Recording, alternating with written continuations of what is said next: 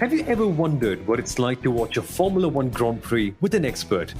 Imagine taking your Grand Prix viewing experience to another level by discussing the race start, tyre strategies, wheel-to-wheel battles, and other race insights in real time with one of the most legendary Formula One commentators.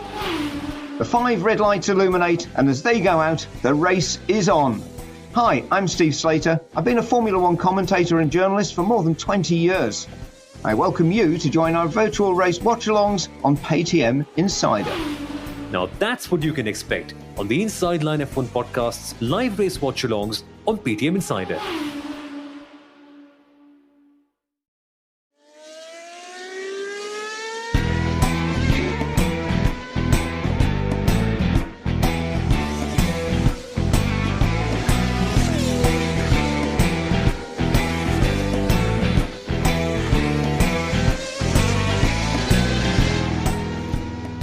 Now, folks, imagine if at the end of last year, someone picked you aside from a room and told you, hang on a minute, next year, some driver in Formula One is going to end up winning a Grand Prix from P14 with almost a 15-second gap, and it's going to feel totally normal.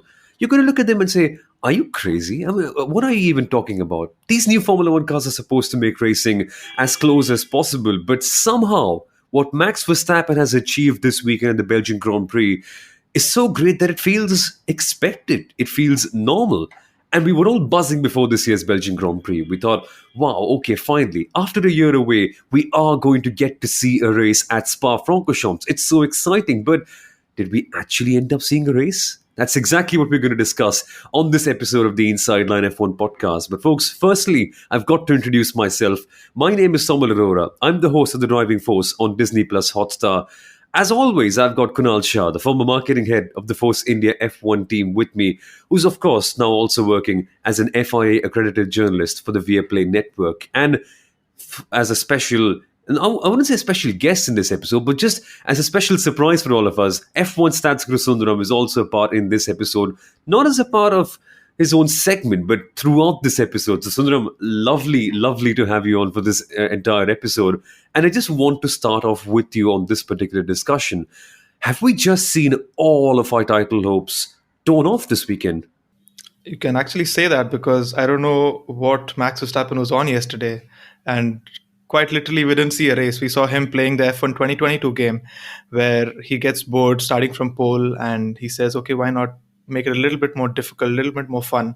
Starts from 10th in Hungary in a difficult track like the Hungaroring, ends up winning that and says, nah, this is too easy. Let's start further behind. Let's do 14th or 15th at Spa. And he ends up winning that as well. And on the way to winning the race, along with winning the race, he also, a little piece of tear off, hampered Leclerc to a great extent and probably even crushed all of Ferrari's title hopes in both championships. So big changes that happened yesterday, but I think overall a very spectacular race, which I think we'll talk about more.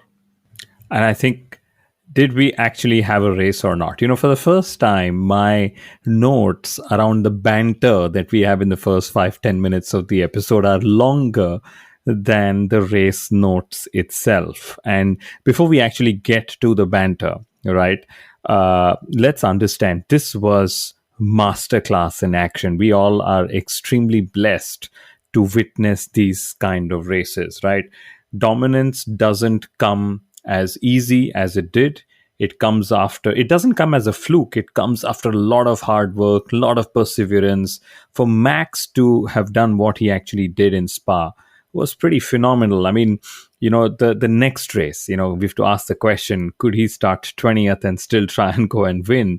And traditionally, the next race would have been Monza, but this time, of course, it's Max's actual home track in Zandvoort, the Dutch Grand Prix itself. And coming to the banter, we actually saw that it's not just Ferrari that has various alphabets in terms of strategy. McLaren were going to use Plan G for Lando Norris. I mean, I never imagined even McLaren went all the way till Plan G. And imagine drivers like Lando Norris driving a car, wondering, why am I not able to overtake? And suddenly be like, okay, what was Plan G again? I have no clue. Was it plan G for plan give up or something at the end, considering how McLaren was struggling at that particular part of the race? But we should come to McLaren in a bit more depth later on, because I want to touch upon that aspect you mentioned about Max Verstappen. It's almost Schumacher-esque. This, I mean, at this stage, you expect him to do stuff like this one, this particular performance that we saw at the Belgian Grand Prix. And one might say, oh, it was not just Ferrari who were doing terribly. It was Red Bull in general who did a great job, but not all of Red Bull did a great job. Sergio Perez was struggling. We saw him have a terrible start throughout the race as well. He was never quite there at peak performance. But the way Max was able to extract performance from the car in every single sector over the course of the race, and not make any blunders as well, this Sundaram is just, I think, prime Red Bull racing, you would call it that way. Prime Red Bull and prime Max. It's like they're unstoppable now. I just get a Vettel 2013 feeling out of this one. Oh, absolutely. It reminds me about of the performances that we've seen from Hamilton for several years, Alonso during his Ferrari years, or even Michael Schumacher in his Ferrari, in the Ferrari era.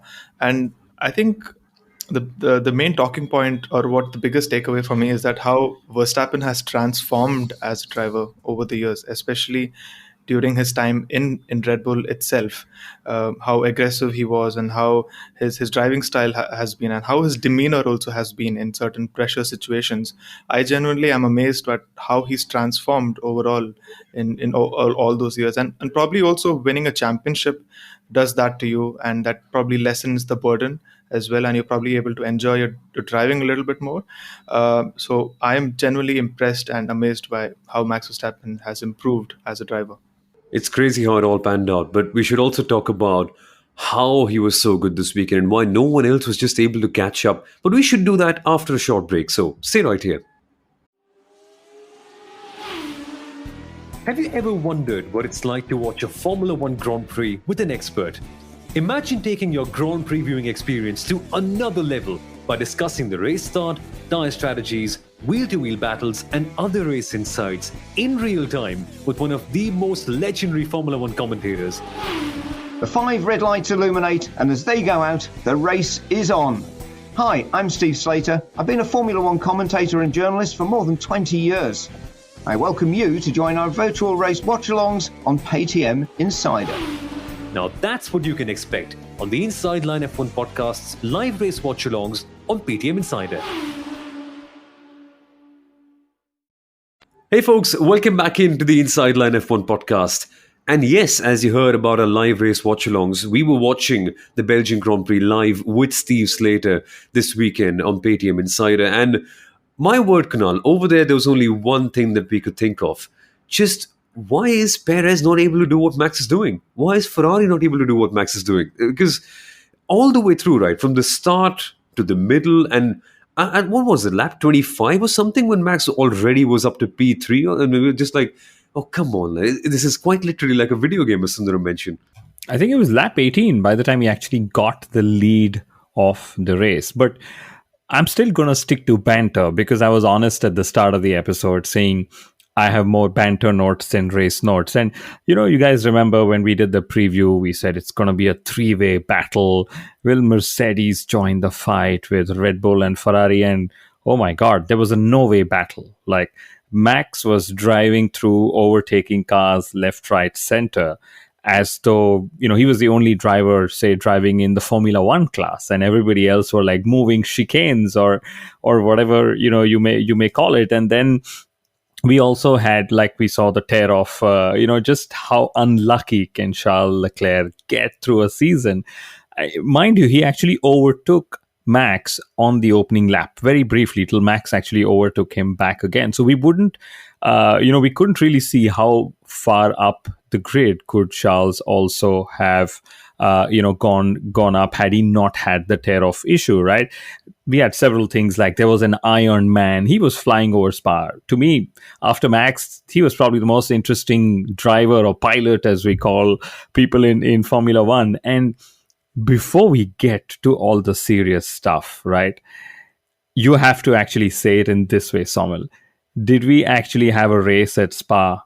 Question. Because that word question actually means you're asking the question, especially if you are a Ferrari strategist. I mean, Did you guys see every time they asked a question to their drivers, they would end it with saying question? So I'm guessing that's a bit of communication that, they've had some consultant come in and say, hey, you need to be more open.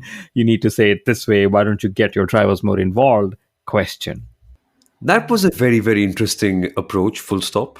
I don't even know how it works really for Ferrari sometimes. And at the end as well, right, sticking to the banter part of it, when we were watching the race on the watch along on PayTV Insider, we were just confused that, okay, why is Leclerc boxing for the fastest lap now? Because doing so will end up resulting in potentially ending up losing more points because he has to go back down to Alonso. And of course, the penalty happened. We all know that it happened through Max Verstappen staring off visor, hitting Leclerc's brake pads, and then his car getting a bit hot in the opening lap. So he had to box at the very beginning, which essentially ruined his race, his strategy plan as it was. And so he wasn't quite able to stick on the softs. And things just compounded. It broke off the sensor, which meant that he was caught speeding in the pit lane, even though he technically wasn't really going that much faster. So it's like Ferrari just have a way to innovate. I mean, they're great, right? They're pioneers in this field. Sometimes it just happens to them. Sometimes it's not through their own doing. But have you noticed, guys? We've just found a new way for them to ruin a race every single time. I can't even think of it. That now there's this. There was, of course, engines catching fire. There was the team messing up the strategy. There was, what else did we have this year? I mean, what else can we add to the list this year, Sundaram? I'm just wondering about that. I mean, if there was, what do you call that? Is it called a bingo board, or I'm not sure what it's called. Where you have, what is it referred to Ah, as? it's Okay. it's a giant spin wheel, right? That you spin the wheel and you have a Giant certain spin wheel, yeah, option. you have different types of options on how you can end up screwing a race, and Ferrari are taking each box or each section every single time, and they randomly choose one every single time. It's been so many different types of reliability issues or strategic errors that they've made that even I can't seem to even I've lost count of it. But I'm actually genuinely very surprised at what's happening at Ferrari, and I think we'll dissect a little bit more about this because. I mean, one from Leclerc's side of things and also one from Ferrari's side of things. I think really, let's dissect a little bit more about this. I'm going to add to that list. In qualifying, they put used tires in Q3. And Charles actually went onto the radio saying, and hey guys, what tires are these? And they're like, okay, sorry, we put on the wrong set of tires. Now, imagine to what level operationally they can get stressed and challenged and so on. But let's rewind back a little bit. Let's go back to one of the questions that Somil, of course, asked just at the start of this, saying, what made Max Verstappen so good? Was this his best performance ever? And what happened to Checo Perez? And I think while Checo Perez would feel horrible that, despite starting he was, 13 places ahead of Max or something, 12, 13 places, and he still, finished several, tens of seconds. I think it was 11 or 14 seconds behind, like you said. One of the things that actually got revealed earlier this morning was Helmut Marko saying that Checo was testing a new part on the floor and hence was 3 kilos heavier or something. Because yes, Checo has been drifting away from Max's benchmark as the Red Bull car has evolved. But inspired just seemed like it was just too easy for Max to be doing what he was doing as compared to everybody else. That's so true. And it just gets so interesting, right? That we head into a race weekend knowing that, oh yeah, he's going to take a grid penalty and he still might end up winning. But Sundaram, I mean, just this win, would you kind of claim it to be as one of Max's best performances ever? What do the stats say about this win? I think I would definitely say that this is one of Max's best performances, especially because he's had to drive through the midfield starting from 14th. And considering the fact that before the Hungarian Grand Prix, he had never won a race lower than fourth. And at Hungary, he won from 10th, and this time he's won from 14th. So this is completely new territory for him, and he's managed to win a race. So that's quite spectacular, I would say. And one of the stats I mentioned during the stats preview is also that we've not had a repeat winner or a driver taking back-to-back wins at Spa in consecutive years, and it's finally happened after 15 years. The last one to do that was Kimi Räikkönen, but in terms of a historical aspect, and probably it's a good time to make amends right now. This is actually the second instance in F1 history where 2 successive races have been won from 10th or lower. And quite interestingly, both times it was just one driver in the midst of it. In 1959 and 1960, it was Bruce McLaren who won 2 races starting 10th and 13th. And this time, Verstappen started 10th in Hungary, like I mentioned, and he was the 13th driver on the grid at Spa because Pierre Gasly, he started from the pit lane. So quite a bit of a coincidence in this case, but yeah, stats. I mean, these sort of races are a statistician's delight, of him starting from 14th and winning. So I absolutely found quite a lot of stats for this race. You know, this is precisely why I love your Instagram page. Although I consume all the stats on Twitter, for me, text over images and videos and stuff, right? But the one stat, now, I remember in the mid-season when we sat down in a studio in Mumbai to discuss was like, how soon can Max Verstappen win the title, right? And for me, at least, no longer is that the main question. Now I'm sort of moving the goalpost just the way Max and Red Bull did in Spa. Can Max Verstappen win 13 races in a season, a record which Schumacher and Vettel hold, or could he actually sort of beat that record this year? Helmut Marko has said we need at least 3 more race wins before we start feeling a little bit more comfortable about our title. And this is despite having the second place driver also racing for his team. I'm sorry. He said what? Has he not been watching the TV screens this year? Seriously? No, but it's just diplomacy, right? At the end of the day, deep down, they might be knowing that they're going up against a team that unfortunately just are like a blunt pencil in this case. I mean, they've got a big, useful long pencil that looks fancy, but they can't quite use it at the end, which is just a terrible analogy for me to make. But to put things in the context, like right? You did? I quite like it. Yeah, it is a very nice analogy. The blunt pencil one. Thank you. But the blunt pencil was so blunt in a way that they tried to sharpen it up at the final laps of the race, put on the soft tire, put it on an extremely low fuel load. Of course, that's Charles Leclerc who I'm referring to. And that lap with Leclerc, obviously that it did get hampered slightly because Fernando Alonso was a part of that lap in the first part of the circuit, just near Eau Rouge. I think he got a little bit of a tow, but regardless, I can expect a couple of tenths to go over there. But still, Verstappen in the middle of the race ended up putting the fastest lap that was 6 tenths faster than Leclerc on fresh softs and a lighter fuel load. Wow. Can we ever stop singing Verstappen's praises after this race? Or should we, I think, talk about something else? Because I think some might say we're just going too overboard. But I think that's the kind of performance it was, wasn't it, Kunal? It was. And I think apart from just singing Verstappen's praise on this episode, we're also a little surprised with how nobody could literally play catch up. And let's get into the specifics of this, right? Firstly, there was this new technical directive that was put into place from Spa, like we spoke about in the preview episode, controlling porpoising. And the second was around flexi floors. And the assumption always was that Red Bull, just because they're winning everything all the time, are doing something illegal. And that's why we said there could be a 3-way battle with Mercedes sort of catching up, right? And of course, what happened is, and this is what Ferrari and Mercedes also very largely believe, is that the characteristics of the Spa-Francorchamps actually worked to Red Bull's advantage. Those mighty long straights is where they were uncatchable.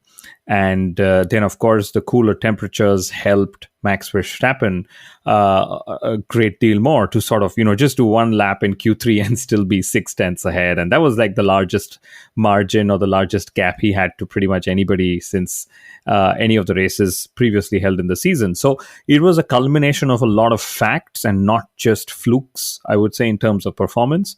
Like I said, the circuit, the temperature, the Red Bull car going his way, and beyond everything else, his sheer belief that he could still do magic in the car, even with a power unit penalty, even by starting lower on the grid, and still try and get at least to a podium. But he was like we said earlier, by 18th lap he was leading the race. Exactly that. And fun that you mentioned the new technical directive in the middle as well. Let's talk about that very briefly, because we all had big expectations. And I suppose at least in my opinion, the way I see it, it's a bit too early to judge based on just one race, as you rightly mentioned, Kunal. That the characteristics of Spa-Francorchamps might be something that actually suit Red Bull Racing quite a fair bit. So maybe we get a better idea over the course of a spread of 5 races to see, okay, what exactly is going on. And on the subject of the TD and on the subject of its effectiveness, that naturally leads us on to the subject of Mercedes and why they weren't quite good enough.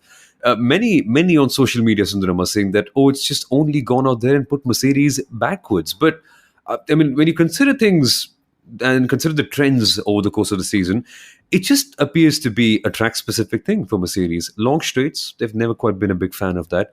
And over here, when degradation was high, this naturally should have favored Mercedes a little bit. But one of their top drivers was out, and Ferrari were just that bit better. So kind of expected in a way, no? The gap that they had eventually. I wouldn't say it was expected because I think largely everyone was very surprised at Mercedes' qualifying pace. And even in terms, so they were obviously better in terms of race pace, but generally the overall performance of Mercedes was quite shocking, to be honest, because everyone expected this technical directive to help Mercedes to a good extent and probably pull back Red Bull and Ferrari. But there were talks that probably Ferrari had to increase their ride height, which probably hampered their tire degradation as well. But Red Bull seemed very, they were unperturbed by this whole technical directive. And it's also probably a very track specific thing because the Mercedes car is very unpredictable and they have certain scenarios which suits them or certain the certain window that actually suits them, even in terms of tire performances. So I would say this could be a one-off bad performance from Mercedes, but we'll probably have to see over the next few races, Zandvoort and Italy, how is this what the trend is going to be. So we'll have to see how that goes. And that's true what you pointed out, Sundaram. Mercedes was struggling to get their tires into working range in qualifying, and that was actually worked against them. But in the race, they actually were a little better with a heavier fuel load, putting more pressure on the tires, getting them into working window, and hence were more competitive against Ferrari, right? But eventually, it was tire degradation that was impacting every other driver on the grid, apart from Max Verstappen. And I think enough of Max Verstappen. But Mercedes actually ended a 6-race streak of finishing on the podium, their highest such streak in 2022. And they still are the only team to have finished at least one car in the top 5 in every race this season, right? So overall, I think their Sunday was much better, not so much so their Saturday. And to me, the even more surprising part was on Saturday, I think Hamilton, Wolff, Chauvelin, maybe even Russell, if I remember, all of them said, we need to make sure that we do not repeat the same mistake with our 2023 car, sort of indicating that they need to give up on the W13 and focus on what is it to do with the W14 that's going to be racing next season. Because like Wolf said, you can't have a car where one race you're on pole and the next race you're 2 seconds off pole, and that sort of working window is too narrow for the team to sort of dial more performance into. So again, circuit specific, yes, absolutely, but it was shocking to see 1.8 seconds as the gap between pole and Lewis Hamilton.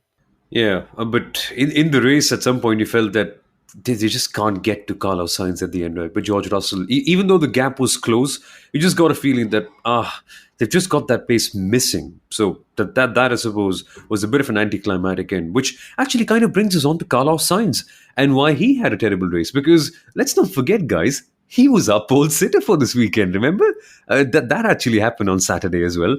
But a similar sort of race for him, Sundaram, in a way, because the pace just wasn't there. Degradation was absurd, and the hard compound tires that he put on eventually just didn't quite give him enough grip. And Max, as we all know, was just in a different league altogether. I think the importance of having pole position is slowly eroding away because the pole sitter has won only 14 races. The pole sitter has won only 5 races in 14 rounds this year. So having pole position doesn't really give you a very good advantage. It's what it seems. But Sainz was generally suffering from a lot of tire degradation as well.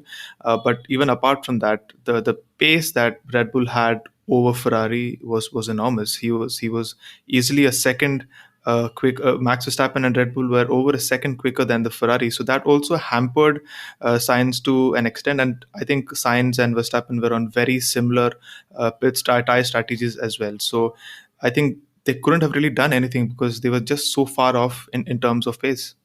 Yeah, and Ferrari actually tried every compound they could to try and help Sainz's race because he started on the soft. He made them work. He jumped Max at the start. He took on the medium and then he took on the hard as well, figuring out which compound eventually works out for him or not. And to me, the very fact that he did not lose P3 is a win for Ferrari. And Matteo Binotto turned around and this time, and I'm trying not to be funny here, he said, our strategy was not the problem in Spa. We just lacked performance, right? And that's actually true because, somebody asked a question saying, can you guys dissect the strategies that were at play at Spa? And could somebody else have done something different to try and challenge Max? But the truth is, or there are two truths here. First is that Max had such fantastic performance that he did not sort of need different strategy to win. And vice versa for the others. They lacked so much performance when, against Max Verstappen that no amount of strategy would have sort of kept them in the running, at least for P1 in the race. So, you need both. You can't just rely on either strategy or performance. You need to bring both to the table. And it seems that, Ferrari were literally lacking that as well. Yes, we saw how Charles's race was compromised because of a tear off and so on. But truth be told, even if he didn't have the tear off issue, I don't believe he would have been in the running for victory in Spa. Exactly. And Binotto's kind of right in that sense that the strategy is the second concern, performance is the first. But that still doesn't mean you put a hard tire on Charles Leclerc at the Hungarian Grand Prix. That still doesn't kind of add up for me. But hey, we've doubled down on that far too much. We have to talk about other crazier things in the race. And one crazy thing happened in the first lap that I just could not comprehend initially when we were just watching it, because it felt like we were sitting in a time machine and the year was suddenly 2007 and not 2022, when we saw, of course, the two titans of the sport, Fernando Alonso and Lewis Hamilton, crash. Or perhaps Lewis Hamilton and Fernando Alonso crash, because, of course, we've all seen the replays. I think we can all kind of have a unanimous sentiment over it that Hamilton was at fault over here.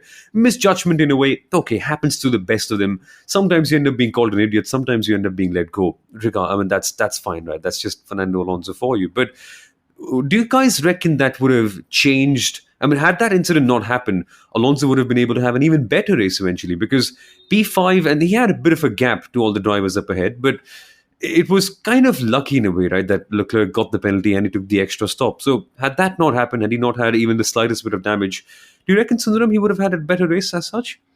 I think what he was most upset about was the fact that he had a very good start. He was up into P2, and he was leading Hamilton. So that's what he was most upset about, because eventually, looking at the race distance of 44 laps, the whole race length of 44 laps, I don't suppose Alonso would have stuck to P2 or even P3.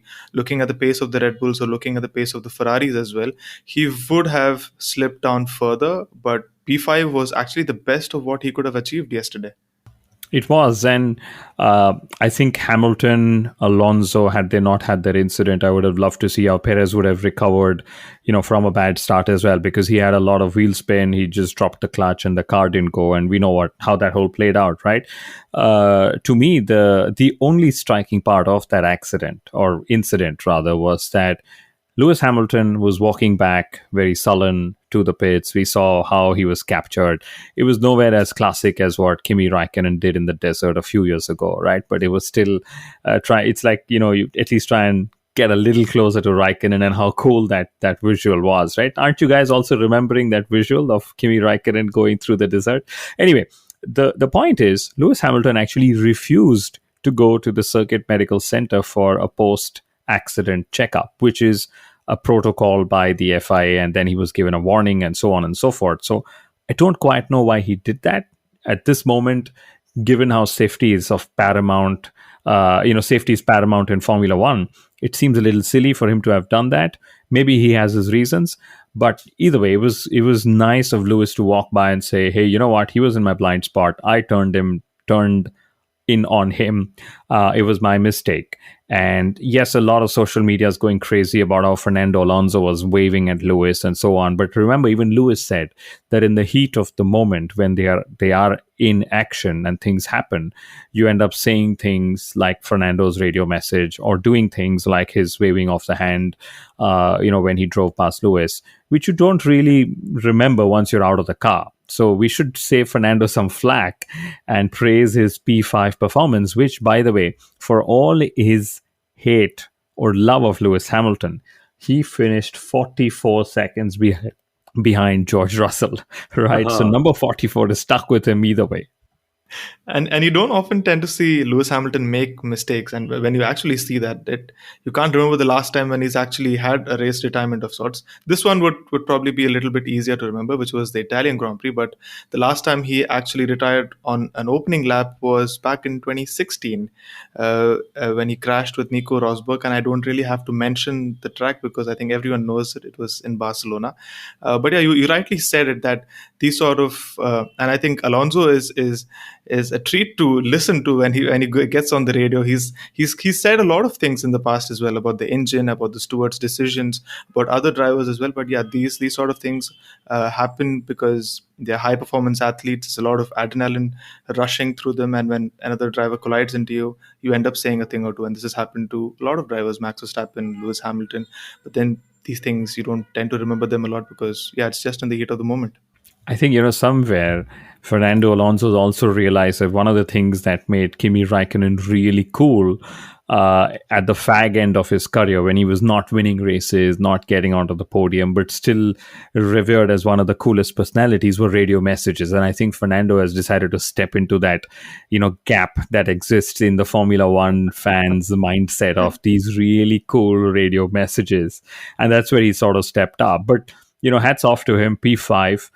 Also, Esteban Ocon, I don't know what does he need to do to get primetime focus, not just from us, but from pretty much everybody in Formula One. I mean, that guy did one double overtake, which was fine, not hyped, and it was spoken about. So he said, you know what? Nobody's paying attention. I'm going to do another double overtake, right? And we're still not talking about it. And I still remember we had Mika Hakkinen as our guest on the Viaplay show, right? And as expected, everyone wanted to ask him what happened in 2000, Hakkinen, Zonta, Schumacher, three-way pass. And we are still living it 22 years later. I don't think anybody is even going to remember Ocon's two double passes 20 days after Spa has ended. Poor chap. Yeah, I don't know why. I don't know why. Just things with Esteban Ocon tend to get faded away very quickly. Like, people tend to have a very short memory. But do you guys remember that he actually even won a race last year? You have to remind people that, acha, he actually did that. Yeah, Hungary, and he did it on merit as well. So it's ridiculous how things play out with him eventually. But it's great that his value is recognized within all the teams. And I remember us scoffing last year and saying, 3-year contract for Esteban Ocon. Are you guys out of your minds, Alpine? But I think it might just end up being one of the shrewdest moves as well. A good driver retired down eventually. And that move that he made over there, just not as good as Mika, obviously, because you're not racing against Michael Schumacher and it's the midfield and whatnot. But my word, did we get excited on the Paytm Insider live stream that we had over there. This was just quite something. But folks, there's also a lot more to get excited about this weekend as well. We're getting Zandvoort. Zandvoort? Have I pronounced it correctly? I think you can let me know on social media whenever you can. But yeah, the Dutch GP is going to come up this weekend as well. So, gentlemen, what are your thoughts on that, Kunal? What excites you the most, barring the party atmosphere that really gets me going for this weekend? I'll tell you what I'm looking forward to the most. What I'm looking forward to at Zandvoort, at the Dutch Grand Prix, I will only talk about in our preview episode. So remember to subscribe, notify, put your notifications on, etc. But I'm not trying to plug our show, because there's something more important that is expected to happen from now until the preview, and that is the outcome of Fiasco, or whatever Oscar Piastri did with Alpine. Right, and the contract recognition board is actually in discussion as we are recording this episode. I believe the outcome will be known in the next couple of days or even before, because hey, it's about which contract will they uphold, and then finally for the driver to make the decision, right? And here, very crucially, is where Oscar Piastri's career is in question. The good news is he will have a drive. We just don't know which team. But the resulting factor will then be if Daniel Ricciardo will have a drive or not for 2023. And, Otmar Safnauer has been really grilled about Piastri in Belgium. And he actually turned around and said, can we please wait for Monday before we talk about our future, before we talk about whether Alpine is considering Daniel Ricciardo? Because I believe that the contract recognition board will uphold our contract with Oscar Piastri, which was signed in November 2021. So I'm now waiting to see if Otmar will be proved wrong one more time, right? Why do I say that? Because several things that he said in the short period that he's joined Alpine, especially about Fernando Alonso and so on, suddenly weren't making the cut. And Fernando was, very quick to refute that. I called Laura Rossi and whoever else to tell them about me moving on and my mechanics and so on, but he chose not to call Otmar. So my reading is that there is some water under the bridge between Otmar and Fernando. But now I want to see what actually happens with Otmar's predictions on Oscar Piastri. I believe he is okay if Oscar doesn't race with Alpine, but he wants a significant payback for all the investments that they made over the years. And then they will go and see if they can use that money to see which driver they can buy on the market. For example, Pierre Gasly by paying off Red Bull, or by then affording Daniel Ricciardo's services, which I believe must be much cheaper from this season onwards. This whole Piastri incident or the Piastri Gate issue between McLaren and Alpine has shot up so much of prominence for the CRB, the Contract Recognition Board, that I saw a very funny tweet on Twitter by Pablo Elizalde, where he says that plot twist, the CRB decides that Piastri will work for CRB in 2023. That actually got me really chuckling after watching that tweet, but seeing that tweet. But yeah, that's going to be a big thing that we're going to be watching out for this whole week. What happens? What's the outcome of that whole contractual issue? And you should also keep an eye out on our next episode on the Inside Line F1 podcast, the Dutch GP preview, which comes up very, very soon. So stay tuned for that, folks. Hope you've enjoyed a good time this weekend, and hope you've enjoyed also joining us on our live race watch along on Paytm Insider, which will be back for the Italian Grand Prix. So don't forget to register for that by clicking on the link in our bio. So thank you so much for watching. Thank you so much for listening. Bye-bye and have a good time. See you.